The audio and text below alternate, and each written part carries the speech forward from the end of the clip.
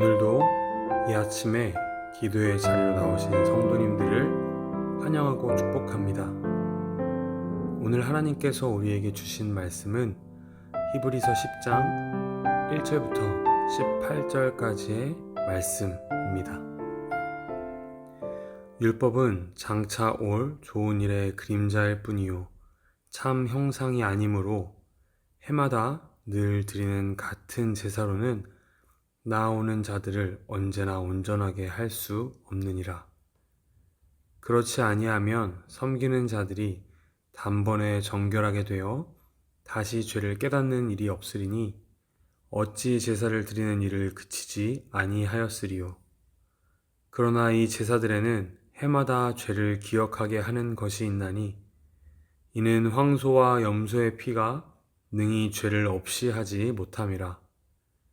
그러므로 주께서 세상에 임하실 때에 이르시되 하나님이 제사와 예물을 원하지 아니하시고 오직 나를 위하여 한 몸을 예비하셨도다. 번제와 속죄제는 기뻐하지 아니하시나니 이에 내가 말하기를 하나님이여 보시옵소서. 두루마리 책에 나를 가리켜 기록된 것과 같이 하나님의 뜻을 행하러 왔나이다 하셨느니라. 위에 말씀하시기를 주께서는 제사와 예물과 번제와 속죄죄는 원하지도 아니하고 기뻐하지도 아니하신다 하셨고 이는 다 율법을 따라 드리는 것이라. 그 후에 말씀하시기를 보시옵소서 내가 하나님의 뜻을 행하러 왔나이다 하셨으니 그 첫째 것을 폐하심은 둘째 것을 세우려 하심이라. 이 뜻을 따라 예수 그리스도의 몸을 단번에 들이심으로 말미암아 우리가 거룩함을 얻었노라. 제사장마다 매일 서서 섬기며 자주 같은 제사를 드리되 이 제사는 언제나 죄를 없게 하지 못하거니와 오직 그리스도는 죄를 위하여 한 영원한 제사를 드리시고 하나님 우편에 앉으사 그 후에 자기 원수들을 자기 발등상이 되게 하실 때까지 기다리시나니 그가 거룩하게 된 자들을 한 번의 제사로 영원히 온전하게 하셨느니라. 또한 성령이 우리에게 증언하시되 주께서 이르시되 그날 후로는 그들과 맺을 언약이 이것이라 하시고 내 법을 그들의 마음에 두고 그들의 생각에 기록하리라 하신 후에 또 그들의 죄와 그들의 불법을 내가 다시 기억하지 아니하리라 하셨으니 이것들을 사하셨은즉 다시 죄를 위하여 제사 드릴 것이 없느니라. 아멘.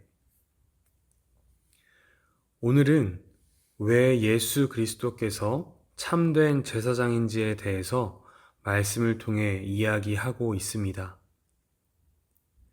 예수 그리스도가 오시기 이전의 제사를 드릴 때와 예수 그리스도가 오신 이후의 제사의 모습이 어떻게 다른지, 왜 우리가 더 이상 다른 피를 흘리지 않아도 되는지에 대해서 분명히 오늘 본문은 설명하고 있습니다.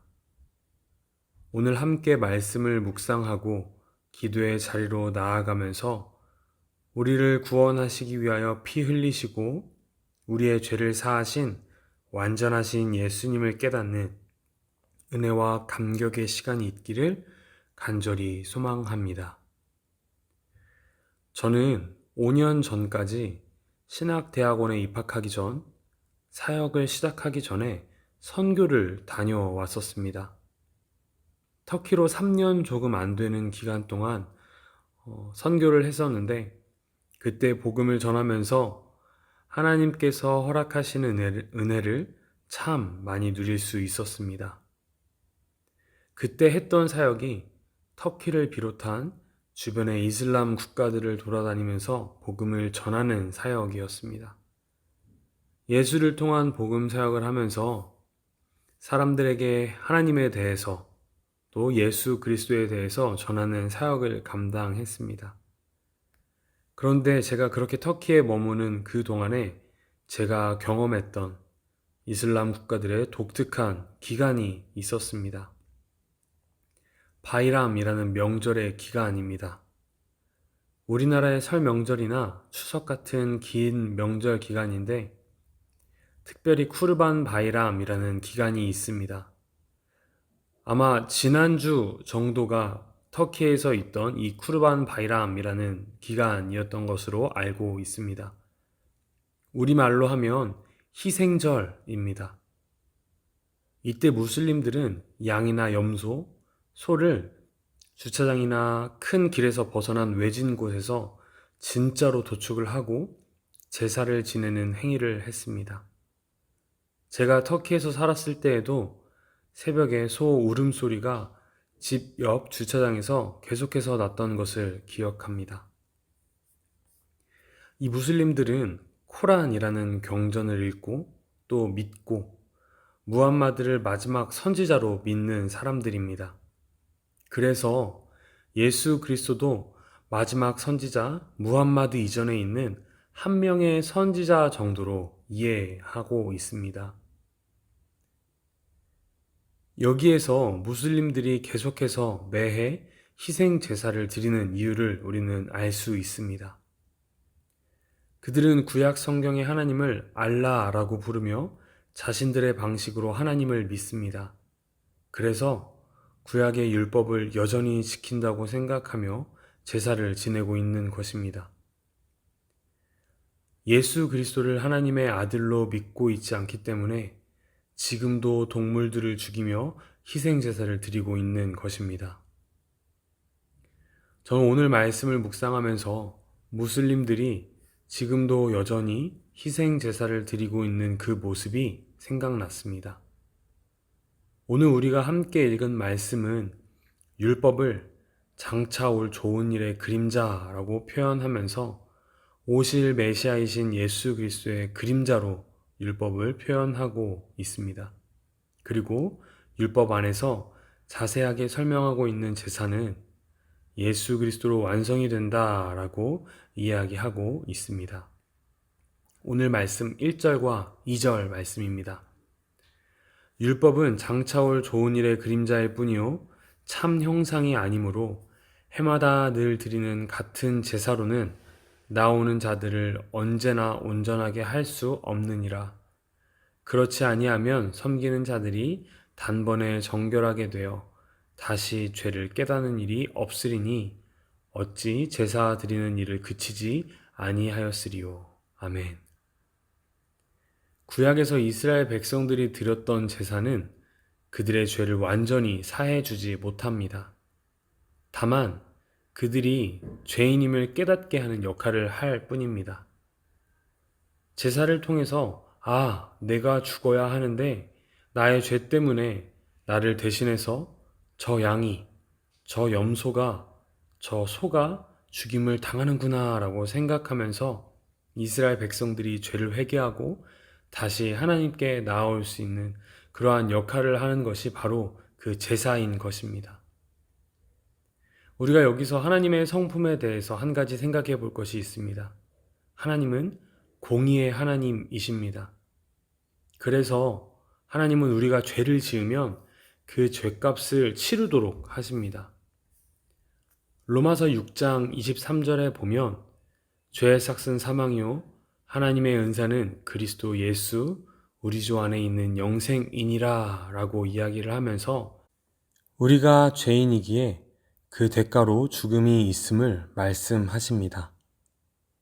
이 말씀에 따르면 우리의 죄를 대신하기 위해서 동물이 제물로 바쳐지는 것은 그 대가로 맞지 않습니다.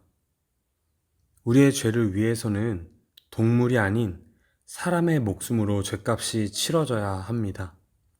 정확하게 말하면 나의 죄를 위해서는 내가 죽어야만 하는 것입니다.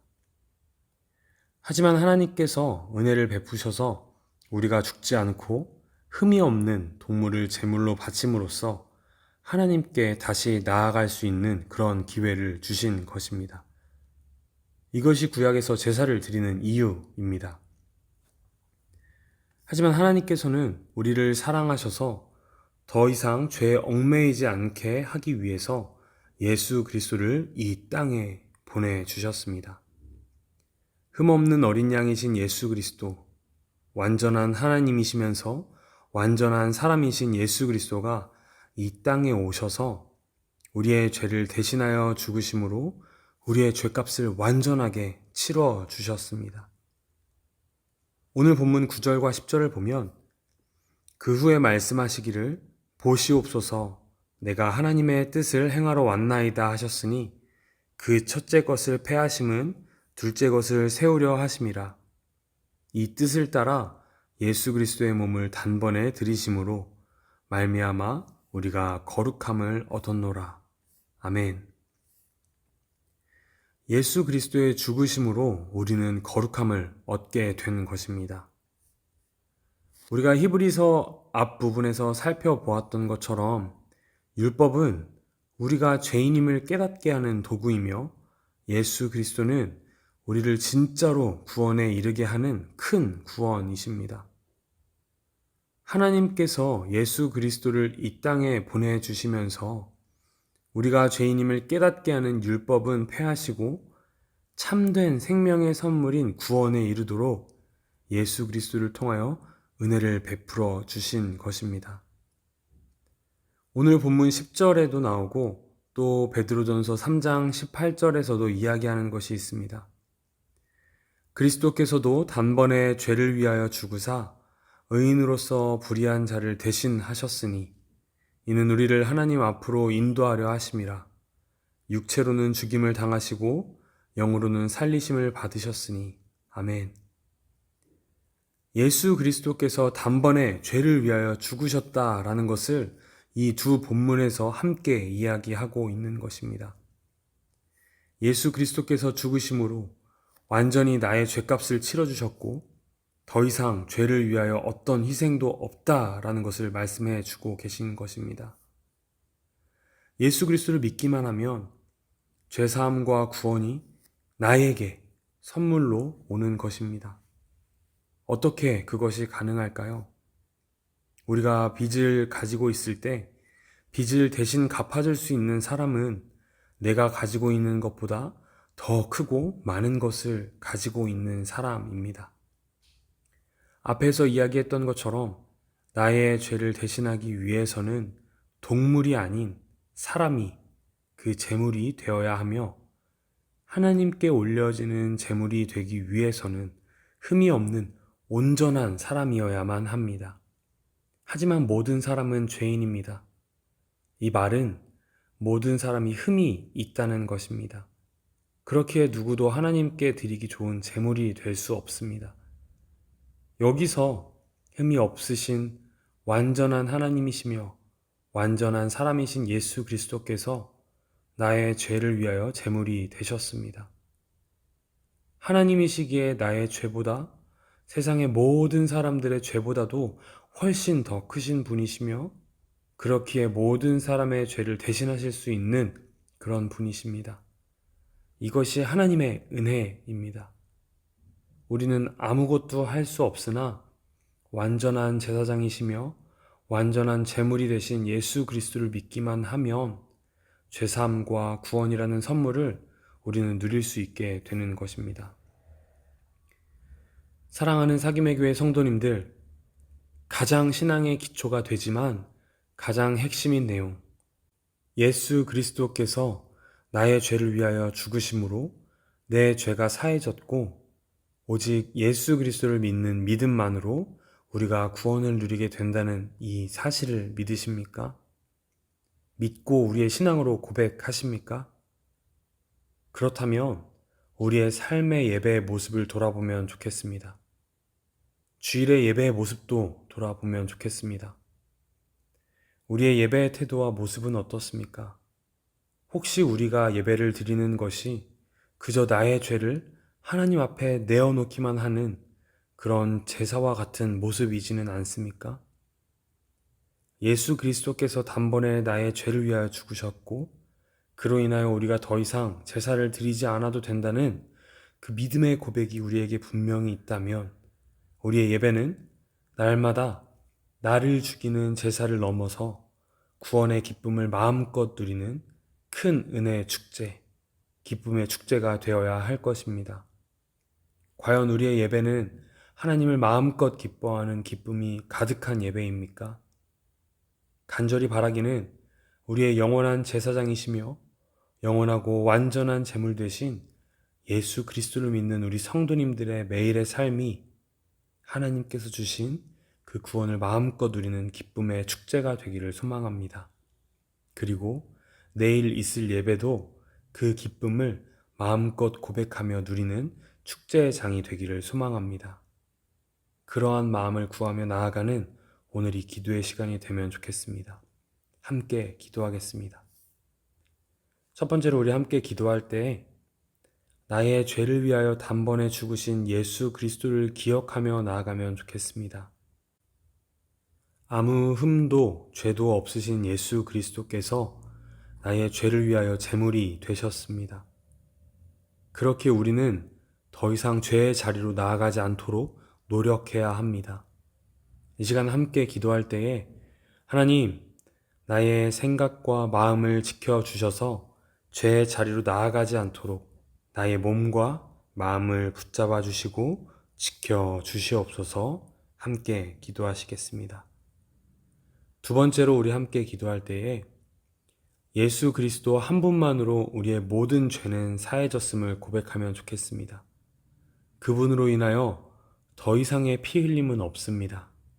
이 시간 우리 함께 기도할 때 하나님, 우리의 매일의 삶이 날마다 나의 죄만 고백하며 슬퍼하는 시간으로 끝나지 않게 하시고 하나님께서 주시는 구원의 기쁨을 마음껏 누리는 기쁨의 축제가 되게 하시고 그 축제의 주관자 되신 하나님을 날마다 생각하며 기뻐하는 삶이 되게 하소서.